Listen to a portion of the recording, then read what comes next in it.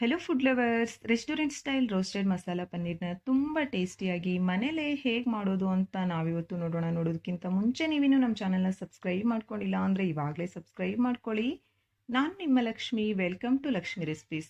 ನೋಡಿ ವೀಕ್ಷಕರೇ, ನಾನಿಲ್ಲಿ 200 ಗ್ರಾಮ್ ಪನ್ನೀರ್ನ ಈ ರೀತಿ ಸ್ಲೈಸಸ್ ಆಗಿ ಕಟ್ ಮಾಡಿ ತೊಗೊಂಡಿದ್ದೀನಿ. ಅರ್ಧ ಟೇಬಲ್ ಸ್ಪೂನ್ ಖಾರದ ಪುಡಿ, ಅರ್ಧ ಟೇಬಲ್ ಸ್ಪೂನ್ ಧನಿಯಾ ಪುಡಿ, ಅರ್ಧ table spoon garam masala, 1/4 table spoon ಅರಿಶಿನ ಪುಡಿ, 1/4 ಟೇಬಲ್ ಸ್ಪೂನ್ ಜೀರಿಗೆ ಪುಡಿ, ಅರ್ಧ ಟೇಬಲ್ ಸ್ಪೂನ್ ಪೆಪ್ಪರ್ ಪೌಡರ್, ಅರ್ಧ table spoon ginger garlic paste, 1/4 cup ಮೊಸರು, ರುಚಿಗೆ ತಕ್ಕಷ್ಟು ಉಪ್ಪು, 1/4 ಕಪ್ ಎಣ್ಣೆ.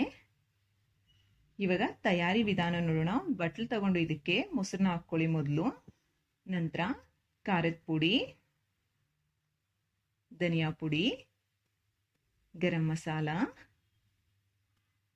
ಅರಿಶಿನ ಪುಡಿ, ಉಪ್ಪು, ಪೆಪ್ಪರ್ ಪೌಡ್ರು ಮತ್ತು ಜೀರಿಗೆ ಪುಡಿ, ಹಾಗೆ ಜಿಂಜರ್ ಗಾರ್ಲಿಕ್ ಪೇಸ್ಟು.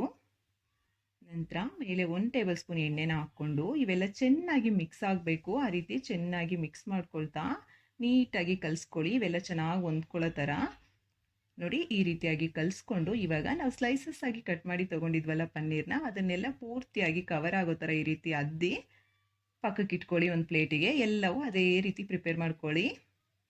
ಮತ್ತೊಂದು ಕಡೆ ಸ್ಟವ್ ಆನ್ ಮಾಡಿ ಬಾಣಲಿ ಇಟ್ಕೊಂಡು 2 ಟೇಬಲ್ ಸ್ಪೂನ್ ಎಣ್ಣೆನ ಹಾಕ್ಕೊಂಡು ಬಾಣಲಿ ಪೂರ್ತಿಯಾಗಿ ಕವರ್ ಆಗಬೇಕು ಎಣ್ಣೆಯಿಂದ. ಆ ರೀತಿ ಸ್ಪ್ರೆಡ್ ಮಾಡಿಕೊಂಡು ಎಣ್ಣೆ ಕಾದ್ಮೇಲೆ ಸ್ಟವ್ನ ಮೀಡಿಯಂ ಫ್ಲೇಮ್ಗೆ ಅಡ್ಜಸ್ಟ್ ಮಾಡಿಕೊಂಡು ಎಲ್ಲ ಪನ್ನೀರ್ನ ಈ ರೀತಿ ಇಟ್ಕೊಳ್ಳಿ. ಎಷ್ಟು ಇಡಿಸುತ್ತೋ ಅಷ್ಟು ಇಟ್ಕೊಳ್ಳಿ. ಒಂದು ಕಡೆ ಫ್ರೈ ಆಗಲಿಕ್ಕೆ ಇದು ಸುಮಾರು 2 ರಿಂದ 3 ನಿಮಿಷ ಟೈಮ್ ಹಿಡಿಯುತ್ತೆ. ಅಷ್ಟಾದಮೇಲೆ ಮತ್ತೊಂದು ಕಡೆ ಟರ್ನ್ ಮಾಡ್ಕೋಬೇಕು.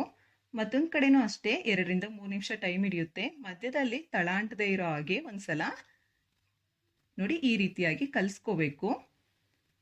ಈ ರೀತಿ ಕಲಿಸ್ಕೊಂಡು ಫ್ರೈ ಆದ ತಕ್ಷಣ ಒಂದು ಪ್ಲೇಟಿಗೆ ಸರ್ವ್ ಮಾಡ್ಕೊಳ್ಳೋದಷ್ಟೇ. ನಿಮಗೆ ತುಂಬ ಟೇಸ್ಟಿಯಾಗಿರುವಂತಹ ರೋಸ್ಟೆಡ್ ಮಸಾಲ ಪನ್ನೀರ್ ರೆಡಿ ಆಗಿಬಿಡುತ್ತೆ.